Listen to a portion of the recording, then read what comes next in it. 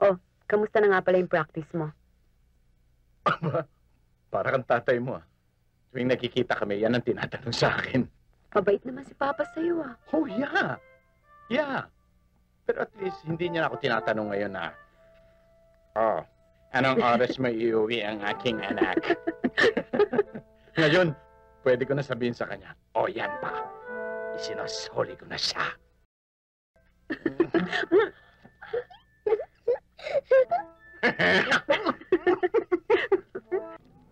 Oh, kamusta na ang grades nyo? Okay lang. Daddy, pag high yung grades ko kailangan may prize Siyempre, kahit anong gusto mo. Tuloy pa ba ang voice lessons mo? Yes, Dad. Malapit na sa play namin Pat, may boyfriend ka na ba talaga? Ay, naku, si Mami talaga, paranoid forever. Kahit kailan walang tiwala. Dad, hindi ko boyfriend si Rico. Barkada lang. Concern lang mami mo. We trust you. You're a smart girl. Kaya lang, pinag-ingatan ka namin ng mami mo dahil dalaga ka na. Uy, dalaga na raw si ate. Pinaalalahanan lang kita. Baka kasi makatagpo ka ng lalaking loko, bobolahin ka, tapos may gagawin sa yung hindi dapat. You understand what I mean? You mean? Oh, yeah. Yeah. Ganun na nga. Daddy, I know my limits. Hindi ko nakakalimutan ang mga values na tinuro niyo sa amin ni Mommy. Hindi ako gross. Ako rin, Daddy. Hindi ako gross. Daddy, buy me shoes. Sure. Whatever. Just get it.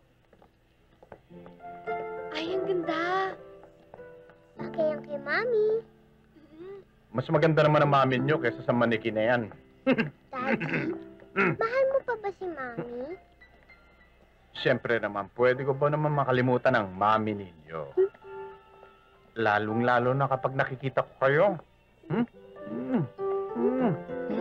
Pwede ko ba makalimutan yun? Pakis nga, pakis nga. Pakis nga sa magagandang produkto ng mami. O, bumalik ka na lang next week para magpa-root canal. Thank you. Thank you. Sheila, huwag ka magpapaschedule ng pasyente sa Friday. Wala ako, ha? Yes, sir. Hi. Hi. May pasyente ka pa? Wala na. I really appreciate your having dinner with my parents. No problem. But there's just one thing. Ano yun? Ayoko kasing maging negative ang dating mo sa parents ko. Kaya sinabi ko na lang na you're going through an annulment. Para naman hindi sila mag-isip ng masama tungkol sa'yo, hindi ba?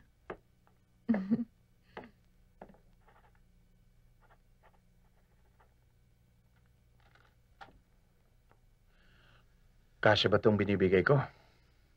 Okay. Para lang naman to sa gastos sa mga bata eh. Mabuti na lang mayaman ang asawa ko. Si Pauline, kailangan ikuha uli ng educational plan.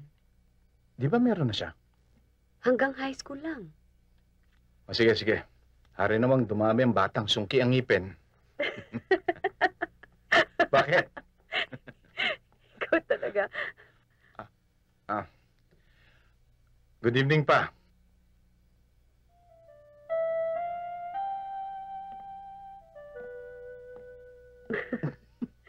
Oh, kamusta na nga pala yung practice mo?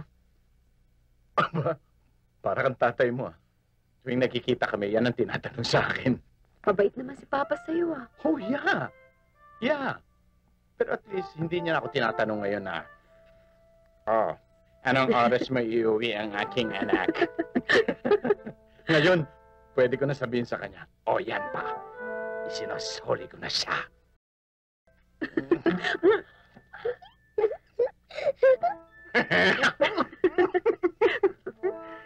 Ang tulis na kuko. Sakit nun ah. Bumaon yata. Daddy! Daddy! Daddy! Daddy, surprise! Yes. Ay, honor nga pala si Pauline. Kaya pala humihingi ng prize. Siyempre. Look at this. Lahat ng mga grades niya, 9 of 9, ha? Except for math. Mukhang mahina ang anak mo sa math. Mana sa nanay! O, Pauline, ang prize mo. Ang gusto ko, magpupunta tayo ng beach. Tapos, tuturuan mo kami mag-scuba do! Okay, pero itanong mo muna sa mami mo kung papayag siya. Mami, please.